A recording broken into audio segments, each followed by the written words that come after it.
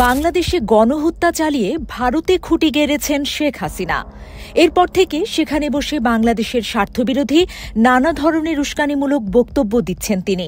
বাংলাদেশের গণমাধ্যমে সেগুলোর প্রচার না হলেও হাসিনার সেসব বক্তব্য ফলাও করে প্রচার করছে ভারতের মূলধারার গণমাধ্যমগুলো। এসব গণমাধ্যমে হঠাৎ করেই বাংলাদেশের সাবেক প্রধানমন্ত্রী শেখ হাসিনার একযোগে প্রচারিত সাক্ষাৎকারগুলোকে ঘিরে শুরু হয়েছে ব্যাপক আলোচনা। গণহত্যার অভিযোগে বাংলাদেশের আদালতে মৃত্যুদণ্ডপ্রাপ্ত হাসিনার একতরফা বক্তব্য প্রচার করায় ভারতীয়দের সাংবাদিকতার নৈতিকতা নিয়ে প্রশ্ন উঠেছে।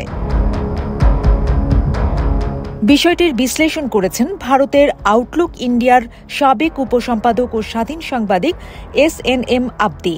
গত 17 নভেম্বর হাসিনাকে 1400 আন্দোলনকারীর হত্যার নির্দেশ দেওয়ার অভিযোগে মৃত্যুদণ্ড দেয় ঢাকার আন্তর্জাতিক অপরাধ ট্রাইব্যুনাল। এর ঠিক আগের 12 দিনের মধ্যে ভারতের 8টি বড় গণমাধ্যম প্রায় একই প্রশ্নোত্তর ভিত্তিক হাসিনার দীর্ঘ সাক্ষাৎকার প্রকাশ করে। এগুলোর মধ্যে ছিল the Indian Express, the Hindu, Hindustan Times, Times of India, New Indian Express, Anandabazar Patrika, Press Trust of India ও NDTV অনলাইন। প্রতিটি গণমাধ্যমে হাসিনার সাক্ষাৎকারটিকে এক্সক্লুসিভ বলে দাবি করলেও প্রশ্ন উত্তর প্রায় হুবহু মিলে যায়। আবদির ভাষায় এগুলো একই কাপড়ের তৈরি। এ যেন স্বাধীন সাংবাদিকতা নয়, বরং সুপরিকল্পিত গণসংযোগ অভিযানের ফল। অজানা স্থানে বসে হাসিনার সাক্ষাৎকার দেওয়ার দাবি পুরো ঘটনাকে আরও রহস্যময় করে তোলে। আবদির মতে সময় ও ভাষার সমন্বয় ইঙ্গিত দেয় পেশাদার এবং ব্যয়বহুল একটি PR কৌশল কাজ করেছে। এসব সাক্ষাৎকারগুলোতে আন্দোলনে গণহত্যার সব অভিযোগ অস্বীকার করেন শেখ হাসিনা, বরং নিজের উপর দায় না নিয়ে বাংলাদেশের নিরাপত্তা বাহিনীকে গণহত্যার জন্য দোষারোপ করেন তিনি।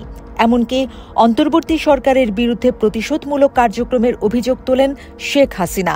তিনি আরও দাবি করেন, বাংলাদেশে হিন্দুরা এখন অনাথ, ইসলামী উগ্রবাদের পুনরুত্থান ঘটছে এবং আগামী জাতীয় নির্বাচন হবে প্রহসনের, কারণ আওয়ামী লীগ নিষিদ্ধ।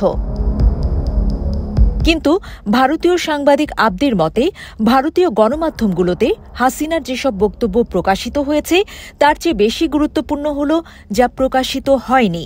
এক্ষেত্রে কয়েকটি মৌলিক প্রশ্নের কথা উল্লেখ করেছেন তিনি, যেগুলো যে কোনো অনুসন্ধানী সাংবাদিকই করতেন। যেমন 2024 সালের 5 আগস্ট হাসিনাকে ভারতে প্রবেশের অনুমতি কে দিয়েছিল? তিনি কি নরেন্দ্র মোদী বা ভারতের নিরাপত্তা নেতৃত্বের সঙ্গে গোপনে দেখা করেছেন? তার অস্থায়ী অবস্থান কেন 15 মাসের বেশি দীর্ঘ হল?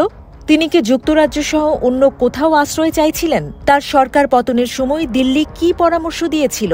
হাসিনাকে এসব প্রশ্ন না করে সরাসরি তার একতরফা বক্তব্য প্রকাশ করা ভারতীয় সাংবাদিকের ব্যর্থতা হিসেবে উল্লেখ করেন তিনি।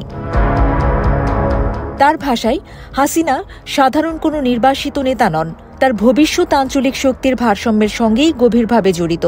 তিনি নিকারাগুয়ার সাংবাদিক ফ্যাব্রিস লে লুসের কাজ উল্লেখ করে বলেন, হাসিনার প্রশ্নোত্তরের সাক্ষাৎকার সাংবাদিকতার গুরুত্বপূর্ণ দলিল হয়ে ওঠা উচিত, প্রচারণামূলক কন্টেন্ট নয়।